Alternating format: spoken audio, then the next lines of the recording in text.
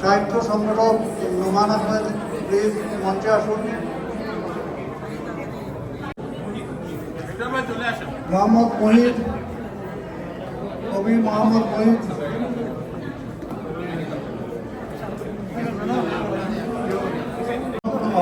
আমি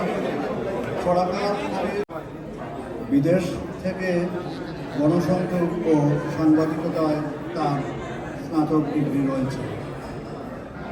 গ্রামে 1987 সালে তার জন্ম। বাবা মরহুম মোহাম্মদ আলী ও মা নাজমা মাহমুদ। গণহত্যা নিয়ে প্রথম ছড়ার বই 2000 রবিরাইকে কিছু কথা বলার জন্য দিচ্ছি।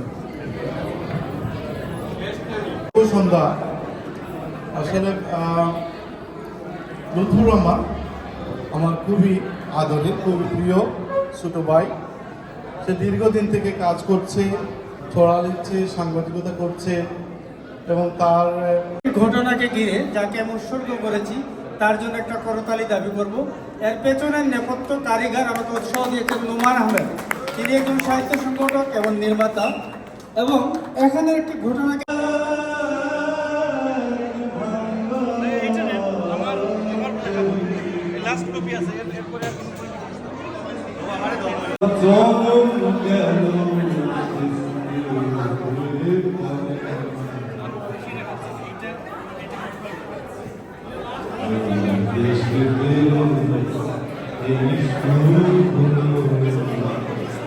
আমি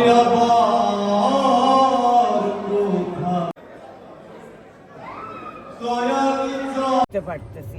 আমাদের প্রজন্মের প্রয়োজন, আমরা ভবিষ্যতে আমাদের বাংলাকে বাংলা ভাষাকে আমরা যদি রাখতে চাই তাহলে আমাদের প্রজন্ম করতে হবে। সেই বইমেলার থেকে আমাদের অনেক ছোটো ছোটো বাচ্চাদেরকে আমরা অনেক সুন্দর অনুপ্রেরণা পাচ্ছি, অনুপ্রেরণা দিচ্ছি। ওরা আমাদের ভবিষ্যৎ উজ্জ্বল করবে। ধন্যবাদ। এই সমবেত হয়েছিলেন এবং 2 দিন ব্যাপী প্রচুর লোক আসা যাওয়া করেছেন এখানে এবং আমাদেরকে উৎসাহ দিয়েছেন। আমরা আশা করব আগামীতেও এরকম সম্মিলিত সাহিত্য সাংস্কৃতিক পরিষদের যে প্রতি বছর যে বইমেলা হয়, এবার হলো 12শ বইমেলা, আগামীতে 13শ বইমেলা হবে। সবাই এরকম আসবেন এবং আমাদেরকে উৎসাহ দেবেন এবং সহযোগিতা করবেন। উদ্দেশ্য ও বা প্রবচন বলছি না মূলধারা বলে কিছুই নেই। প্রশ্ন হলো একে নিয়ে অপব্যাখ্যা এবং অপচিন্তার উল্লঙ্ঘন, যা ক্রমান্বয়ে নেতিবাচক প্রবচনে রূপ নিয়েছে। প্রথমে জেনে নেওয়া যাক মূলধারা মানে কি, কোন উপাদানে মূলধারা গঠিত। এর শুরুতে বুঝতে হবে মূলধারার লেখক বা কবি বলে কোনো ধারা আছে কিনা। গ্রহণ করেছে যত মঞ্জুরি বাংলা সাহিত্য চর্চা বুদ্ধদেব বসু। ধৈর্য ধরে শুনবার জন্য আপনাদের সবাইকে ধন্যবাদ।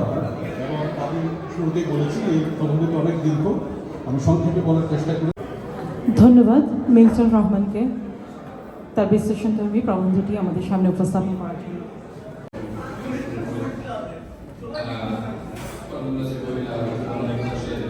প্রয়োজন রয়েছে।